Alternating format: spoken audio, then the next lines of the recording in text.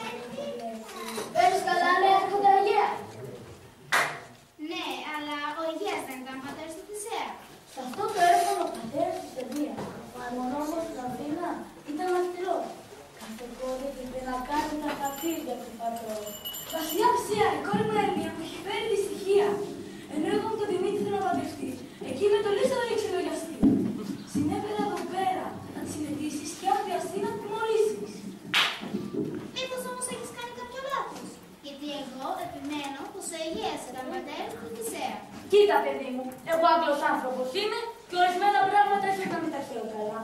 Άλλωστε δεν αντιγράφω την ελληνική μυθολογία, απλά μερικές φορές εμπνεώμαι. Ο Θησπέας βρέθηκε πραγματικά στο μηχανείο. Στράφηκε και είπε στην Ερμία: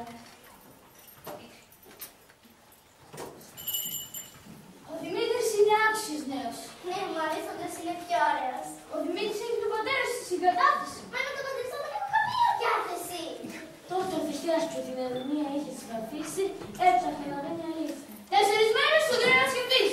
Εις τον πατέρα της θέλεις να πατακτείς, ή από μένα της ΕΑ θα τιμωρηθείς.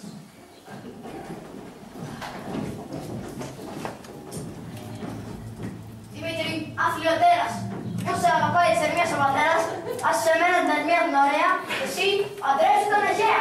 Όχι, μου δεν θα μου σαν νιάτα, να επιλέξω σύζυγο, με την πατέρα μου τα μάτια. Την Ηλιέτα μου θυμίζει η Ερμία. Ναι, σε αυτό το ρόλο έχω αδυναμία. Μόλις όμως η Ερμία βρήκε την κατάλληλη ευκαιρία, με το Λύσαβα κανόνισε κρυφά απ' την Αθήνα να φύγει μακριά. Αφού μόλις νυχτώσει, έλα να με βρεις στα δάση, εκεί που σε είχα ανταμώσει. Μα ήθελε η Ερμία, συνάντησε τη φίλη της την Ελένη, που με τον Δημήτρη ήταν πολύ ερωτευμένη. Αχ, Ερμία, πώς είσαι ευτυχισμένη. Το Δημήτρη η καρδιά σε σένα είναι δεσμένη. Νιώθω τόσο λυπημένη. Ηρέμησε, Ελένη. Εγώ με τον Λύσαβα φύγουμε από εδώ. Από την ίδια θα θέλω ποτέ να ξαναδώ. Πραγματικά, το άλλο κιόλας βράδυ, κρυμμένη μέσα στο βαθύ σκοτάδι, Λύσαυρος στην Ερμία, που από τον έρωτα και δυο ταχυπαρμία, μακριά από την Αθήνα φύγανε και σε ένα δάσος καταφύγανε.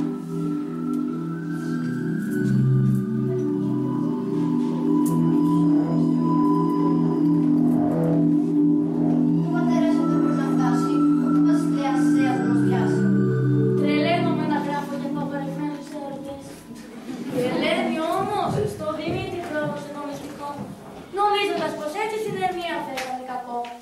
Πίστευε πως εκείνος την Ερμία θα ξεχνούσε και πλέον την ίδια θα αγαπούσε. Μα ο Δημήτρης, δρασιμένος από τις αγάπης του το πάθος, έτρεψε κι αυτός να πάει μες στο δάσος. Και πίσω του έτρεψε η Ελένη, βλέποντας τη συνέχεια τα Ελένη. Αχ, έκανε Δημήτρη, με τραβάσατε. Από να το στρατρέσεις, έριξα πίσω από να τρέσεις. Από τα 4 παιδιά, στο δάσος εκεί σε μια σκοτεινή γωνιά, είχαν μαζευτεί 6 μαστόροι νέοι που ήταν όλοι ευθυναίοι.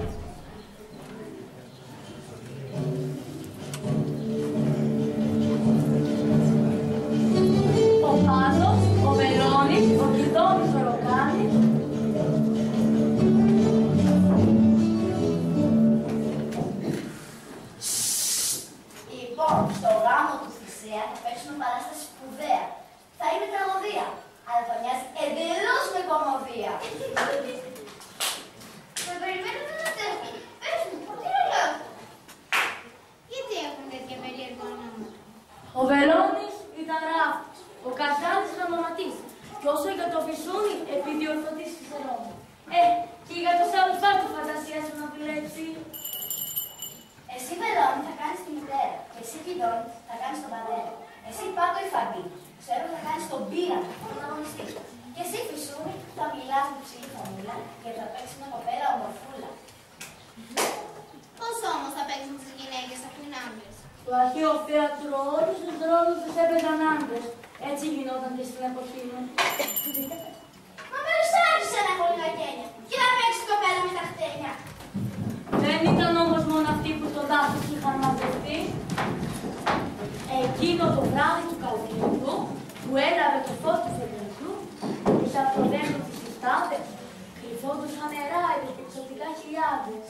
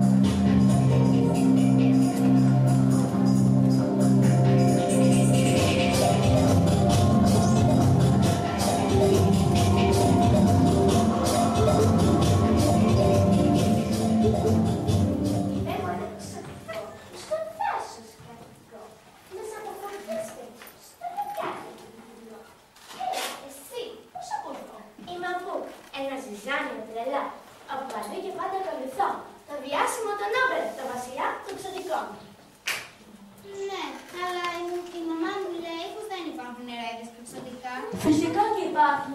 Απλά μόνο οι ποιητές και τα παιδιά μπορούν να τα δουν. Νάτος, έρχεται άπελ, ο βασιλιάς εξωτικών. Είναι στα αλήθεια θυμωμένος. Με τη Τιτάνια είναι εξωτικομένος. Πώς, τσακώθηκε ο Μέγας Όπερος με τη Τιτάνια, τη βασίλισσα των εξωτικών. Ναι, γιατί η συνακολουθία της ένα νεραϊδόπουλο, όπου είναι όμορφο, σαν κοριτσόπουλο.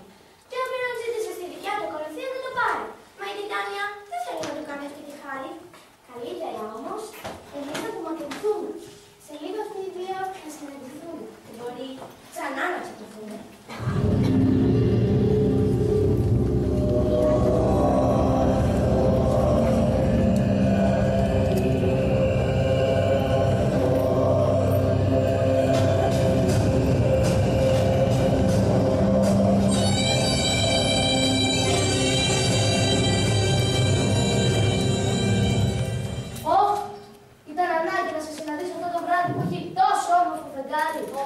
Είσαι πανόρκος και χιλιάρης, που να το πέντε μου δεν πρόκειται ποτέ σου. Γιατί με σκάστηκα μια, δεν είσαι εσύ βασίλισσα.